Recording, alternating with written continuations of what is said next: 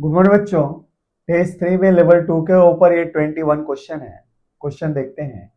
Question कह रहा है और solid sphere rolling on a rough horizontal surface with linear speed v collides elastically with a fixed smooth vertical wall। अब आगे कह रहा है find the speed of the sphere when it has started pure rolling in backward direction. आपने एक question पढ़ लिया होगा बच्चों। चलिए क्वेश्चन को समझते हैं। क्वेश्चन क्या कह रहा है? क्वेश्चन कह रहा है बच्चों, एक सॉलिड स्फीयर रोल करते करते एक स्मूथ दीवार से टकराता है। और कैसे टकराता है? तो इलास्टिकली टकराता है। और टकराने के बाद ये जब रिबाउंड होके चलने लगता है तो उस समय इसकी स्पीड निकालें जब ये प्योर रोलिंग मोशन के अंदर इसी रफ सरफेस पे मूव करता है। और हमारे पास जब ये प्योर रोलिंग में उस सरफेस पे बैकवर्ड डायरेक्शन में ऐसे मूव करता है तो स्पीड के लिए 4 ऑप्शन है, जिसमें से सी ऑप्शन बच्चों क्या है? सही है ना? तो देखते हैं हम इसको सॉल्व करके कि कैसे हमारा यहाँ पे सी ऑप्शन सही है, अर्थात कि रोलिंग के समय इसके पास स्पीड रही होगी सेंटर ऑफ मास की 3v/7। चलिए बच्चों क्वेश्चन को सॉल्व करते हैं।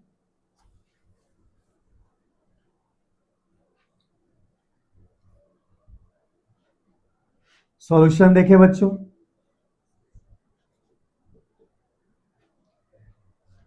जब ये जाके दीवार से स्ट्राइक करता है तो ये वॉल जो है ना ये स्मूथ है। स्मूथ है तो इस वॉल के द्वारा लगने वाला फोर्स इसके सेंटर ऑफ मास से सेंटर से पास करेगा। क्यों? क्योंकि जब सरफेस स्मूथ होता है तो उसके द्वारा लगने वाला कांटेक्ट फोर्स उस सरफेस पे परपेंडिकुलर होता है और आने वाला कांटेक्ट में सरफेस सर्कुलर है, इसलिए ये परपेंडिकुलर इस सर्कुलर सरफेस के सेंटर से पास करके जाना चाहिए, जिसके कारण आप कह सकते हैं कि फिलहाल इसके ऊपर 4 फोर्सेस लग रहे हैं। एक mg ग्रेविटेशनल फोर्स, एक नॉर्मल रिएक्शन फोर्स और एक फ्रिक्शन और एक क्या? Force by wall. अच्छा, पॉइंट P के रिस्पेक्ट में चारों ही फोर्स का टॉर्क क्या है? यहाँ पे 0 है। हम लिख सकते हैं एज टोटल टॉर्क। टॉर्क बच्चों सिंबल है टॉर्क के लिए, तो टोटल टॉर्क जो क्या है? Torque of mg plus torque of friction plus torque of normal reaction plus आप क्या कह सकते हैं हमारे पास instantly torque of force by wall. ये लग रहा है ना? तो इसमें से हमारे पास क्या है, जब ये कांटेक्ट को छोड़ देता है ना, जब कांटेक्ट को छोड़ देता है तो भाई ये लगने वाला फोर्स तो 0 हो जाता है, तो इसका टॉर्क अपने आप 0 हो जाएगा। ये टॉर्क क्या हो गया बच्चों? 0 हो गया after living contact.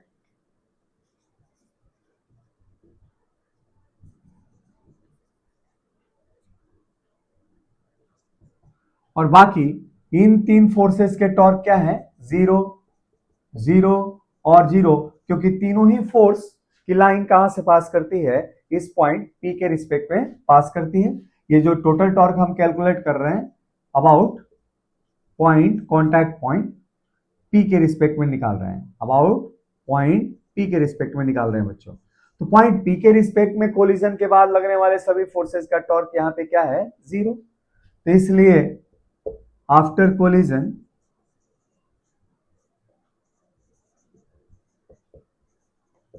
Initial angular momentum of the system equal to final angular momentum होगा। अच्छा, अब एक चीज देखते हैं, जब ये जाके वॉल से टकराता है स्फीयर तो ये इसी स्पीड से लौट के आएगा, क्योंकि कोलिजन का यहाँ पे नेचर क्या है बच्चों? इलास्टिक है। भाई इलास्टिक कोलिजन हुआ तो जिस स्पीड से जाके टकराएगा उसी स्पीड से वापस आएगा। अच्छा, इस समय इसके पास हमारे पास जो एंगुलर वेलोसिटी है सेंटर ऑफ मास के रिस्पेक्ट में, सेंटर ऑफ मास से पास करने वाले एक्सिस के रिस्पेक्ट में ये चेंज नहीं होगा। ठीक है, तो रोटेशन में हमारा अभी भी एंगुलर वेलोसिटी वही रहेगा। तो कोलिजन के जस्ट बाद आपके पास केस कुछ ऐसा होगा। तो ये हमारे पास इनिशियल स्टेट हो गया बच्चों, just after collision. After collision,